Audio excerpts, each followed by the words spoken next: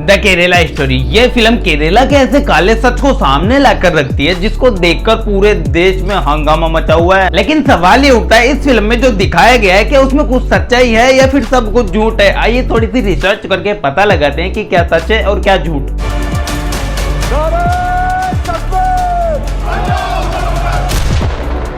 मैं अकेली नहीं हूँ इस खेल में। मेरे जैसे हजारों लड़कियां हैं जो अपने घर से भागकर इस रेगिस्तान में दफन हो चुकी है। तो सबसे पहली बात, इस फिल्म में जो भी कुछ दिखाया गया है ना ही वो पूरे तरीके से गलत है और ना ही वो पूरे तरीके से सही है, क्योंकि फिल्म के डायरेक्टर ने जो 32,000 लड़कियों का आंकड़ा बताया है वो तो सरासर गलत है। उस बात में कोई भी सच्चाई नहीं है। लेकिन इसका मतलब ये नहीं है कि ऐसा किसी के साथ नहीं हुआ, ऐसा हुआ है, ऐसा बहुत सारी लड़कियों के साथ हुआ है। और फिल्म में जो 3-4 लड़कियां दिखाई गई है उनके साथ तो ये 101% हुआ है और इसके बहुत सारे सबूत गूगल पर अवेलेबल है और शायद तुमने देख भी लिए होंगे। लेकिन इसके अलावा जिन भी लड़कियों के साथ ऐसा हुआ है उनके सबूत आज मैं तुम्हें दिखाऊंगा, तो ध्यान से सुनना। ये है बिंदु संपत और जिनकी बेटी है निमिषा संपत। ये एक मेडिकल कॉलेज में पढ़ने गई थी और वहां पर उसको एक लड़के से प्यार होता है और कुछ सालों बाद ये उस लड़के के साथ मिलकर इस्लाम में कन्वर्ट हो जाती है। उसके बाद 16 अप्रैल 2016 को जब निमिषा 7 महीने की प्रेग्नेंट थी, अपने घर पहुंचती है और अपने पिताजी को कहती है कि वो श्रीलंका जा रही है अपने किसी बिजनेस को सेट करने के लिए। लेकिन वो असल में अपने पति के साथ सीरिया जा रही थी आईसिस को ज्वाइन करने के लिए। और इसका पता तब चलता है जब कुछ टाइम बाद वो अफगानिस्तान की जेल में पाई जाती है आईसिस को ज्वाइन करने के जुर्म में। लेकिन ऐसा करने वाली ये अकेली नहीं है, इसके जैसी और भी बहुत है। जैसे ये 4 लड़कियां जो एक मुस्लिम लड़के के साथ प्यार करती है और प्यार के जाल में फंसकर इस्लाम में कन्वर्ट हो जाती है और फिर इनका सच्चा प्यार करने वाला लड़का इनको ले जाता है सीरिया आईसिस को ज्वाइन कराने के लिए। और कुछ टाइम बाद ये लड़कियां भी वही मिलती है अफगानिस्तान की जेल में, क्योंकि इन चारों के पति तो आतंकवाद के चक्रों में मारे जाते हैं। लेकिन जब ये लड़कियां अफगानिस्तान की जेल से इंडिया आने की अपील करती है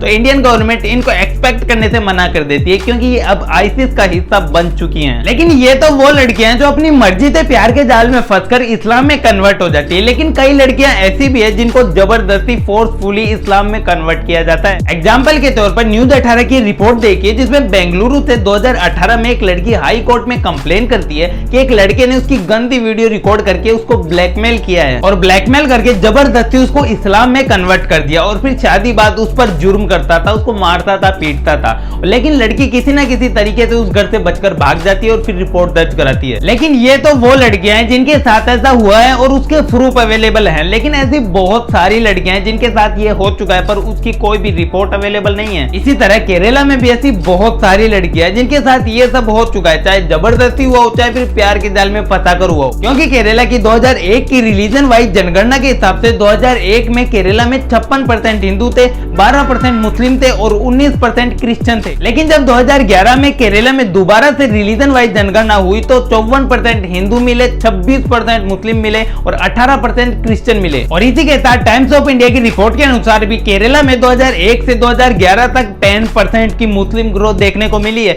इस बात से तुम अंदाजा लगा सकते हो कि केरला में कुछ तो गड़बड़ है। और इसके 5 साल बाद 2016 में टाइम्स ऑफ इंडिया की एक और रिपोर्ट के अनुसार पिछले 5 साल में 6000 से ज्यादा लोग इस्लाम में कन्वर्ट हुए हैं। और इतना ही नहीं, अभी तो और भी बहुत कुछ सुनना बाकी है। जैसे PFI ग्रुप जिसको इंडिया में पिछले कुछ सालों में बैन कर दिया गया है क्योंकि इसके बहुत सारे केसेस ऐसे मिले हैं जिसमें PFI ग्रुप का आतंकवादियों के साथ कनेक्शन बताया गया है। और इसी PFI संगठन की एक ब्रांच जो केरला में थी उसी पर कुछ साल पहले छापा मारा गया और उसमें PFI के डॉक्यूमेंट्स में कुछ ऐसा लिखा हुआ था जिसको सब देखकर चौंक गए, क्योंकि उसमें लिखा हुआ था 2047 तक केरला को एक इस्लामिक स्टेट बनाने की तैयारी चल रही है। लेकिन ये सब तो इंडिया की रिपोर्ट है जिन पर शायद तुम्हें यकीन ना हो। तुम बोलोगे गोदी मीडिया है, बिक चुकी है, कुछ भी छाप देगी। लेकिन यूनाइटेड स्टेट अमेरिका की रिपोर्ट दिखाता हूं जिनको उन्होंने खुद एक्सपेरिमेंट किया है और रिपोर्ट तैयार की है। यूनाइटेड स्टेट की रिपोर्ट के अनुसार केरल और कर्नाटक में ऐसे बहुत सारे टेरर ग्रुप्स पाए गए हैं जहां से भारी मात्रा में लोग अलकायदा और आईसिस को ज्वाइन कर रहे हैं। अब इतनी सारी रिपोर्ट देखने के बाद तुम इस बात से डिनाई नहीं कर सकते कि ऐसा कुछ भी नहीं हो रहा है। ऐसा हो तो बहुत कुछ रहा है, बस उसकी रिपोर्ट अवेलेबल नहीं है।